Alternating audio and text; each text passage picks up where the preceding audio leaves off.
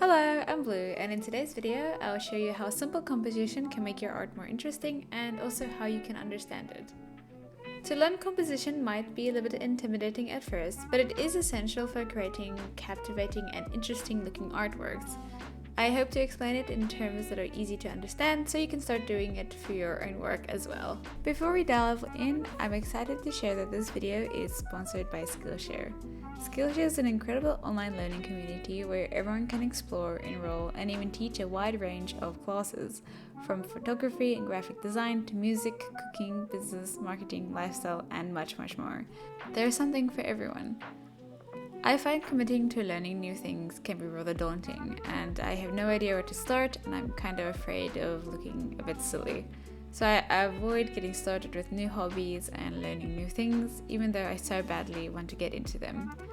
I kind of just watch from afar and yearn to get started. Skillshare was ahead of this and has introduced a new feature called a learning path, which is designed to help you get started with the path you want to follow. Learning paths are collections of classes carefully selected to be taken step by step. Each class is built on what you've learned and strengthens within the lesson.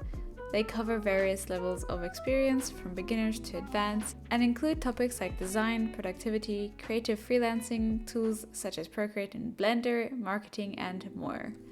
It makes the starting a lot less scary. I've been wanting to learn to animate for a while now, but what I have been really struggling with is getting used to the programs. So the learning path I'm currently taking is Become a Pro in Procreate Dreams, which is about 4 classes, so 3 hours in total, about learning Procreate Dreams and how to animate in it. It's easy and beginner friendly, and I have really been enjoying it, and I'm excited to really see where I can go with this.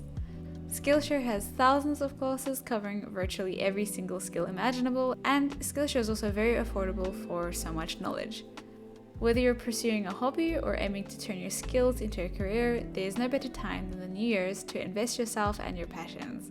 As a special offer, Skillshare is giving 1 month free to the first 500 viewers of mine to use the link in the description box. I highly recommend taking advantage of this opportunity if you're eager for easy and enjoyable learning.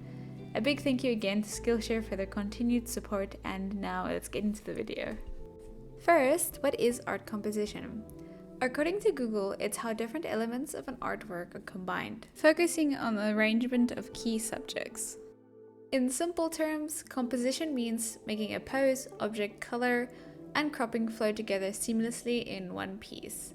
It can also tell stories or create atmosphere. We as people naturally enjoy things that flow together and kind of make sense, and surprisingly, composition has a lot to do with math. Which makes sense because math has to do with numbers being perfectly put in an order. So if you make composition that aligns well, you're basically doing something that is considered perfect. You don't always notice composition, but your brain will automatically be drawn to it because of the way it looks, which I'll cover the basics in this video. I think layout compositions are the ones that people are most familiar with. These are these guys. I'm pretty sure you've seen them around before. With layout composition, you're basically trying to get all the key elements or subjects of the art piece to flow or be directed in the rules of the composition that you've chosen. There are quite a few of them, but the ones that I want to touch on is the golden ratio and then the rule of thirds. The golden ratio involves placing key elements in a harmonious direction. The direction looks like this. All the key elements and subjects are all aligned in the flow of this composition. It's actually mathematically proven to be perfect, which is why it's called the golden ratio, and is also why it's so pleasing for our brains to look at. So if you use it, you can basically call yourself a mathematician. For example, Sonic actually fits really well into this ratio, which is kind of funny, but it works, you know. The Mona Lisa also has it in this section over here, which is probably why it's also so pleasing to look at. You could place the golden ratio just about anywhere in your piece. It doesn't just have to be like this. You can turn it and kind of go ham with it. The next one is called the rule of thirds. The rule of thirds says that if a piece is divided into thirds vertically and horizontally, and all the key elements fall along these lines, the piece will be harmonized. It's a very simple composition, but it kind of works. Here's an example. Notice that if we place the rule of thirds above this image, everything kind of aligns with the lines.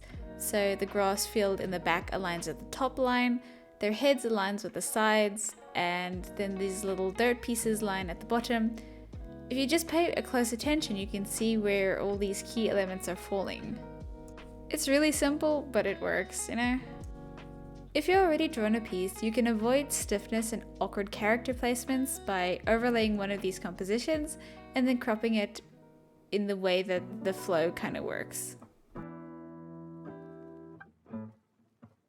There's quite a few layout compositions that you can use. These are just the two that I see people use the most and are probably the easiest to grasp.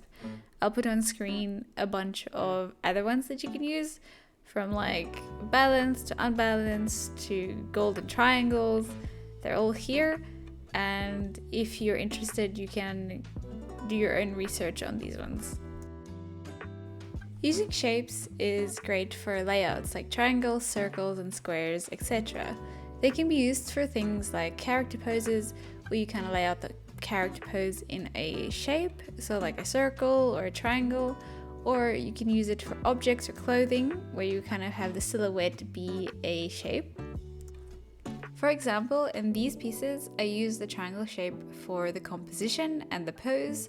So I basically just had the body kind of lead in the shape of a triangle. Your eyes will naturally travel from one point to the next, like in a triangle.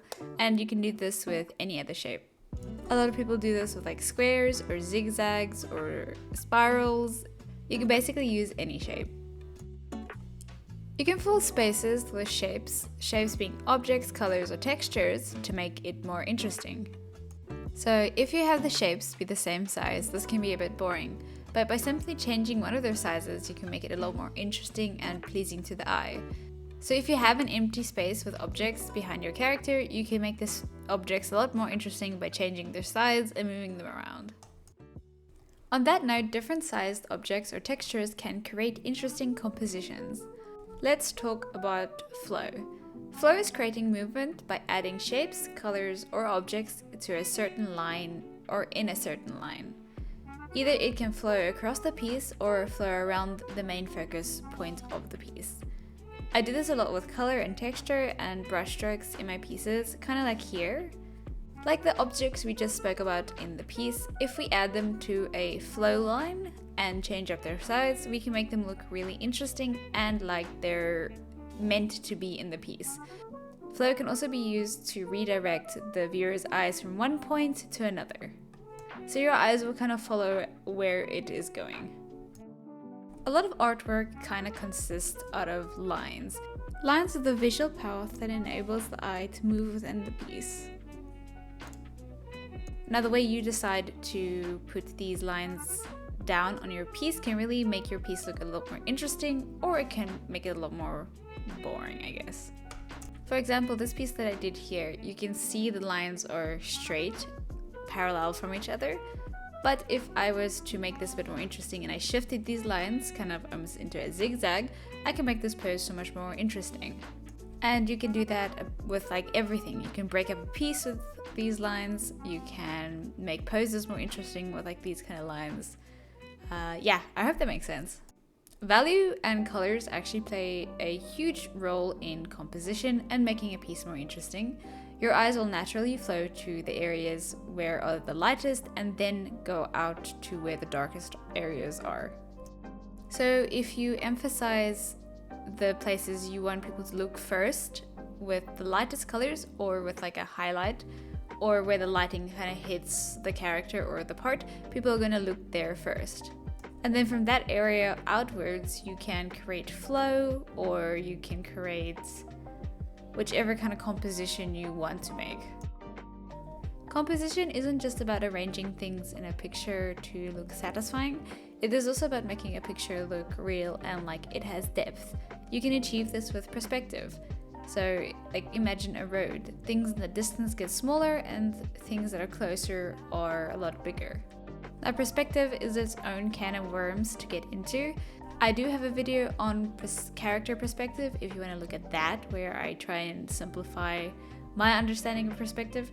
But for backgrounds and like objects and composition like that, you'll have to learn like perspective grids, 3-point perspective, and all that stuff. When drawing any kind of composition, as obvious as it is, it's very important to remember the point of the drawing.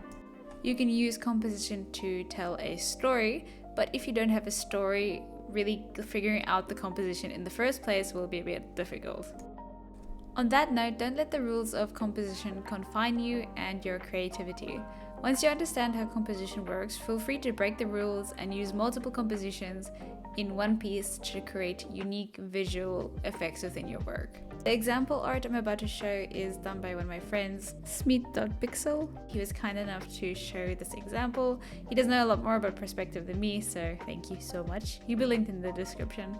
Another thing is that you might not want to necessarily use these rules of composition when you first start sketching, as this might hinder your flow of how you want to express your idea or yourself. And that is completely fine, because you can always go back and rearrange things to meet the composition rules that you want to follow. As you start familiarizing yourself with composition and kind of what looks pleasing to the eye, it'll naturally start coming to you.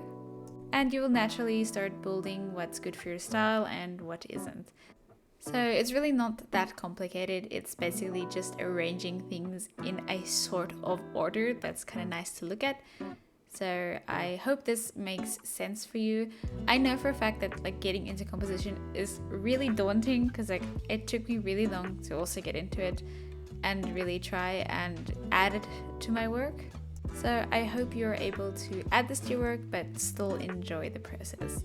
So I had some help with this video from my friend Shalomyak and Smeet.pxl. Thank you so much for your help. It was really insightful to see what you guys thought of it. I'll have them linked in the description. You guys should really check them out. They're very good artists.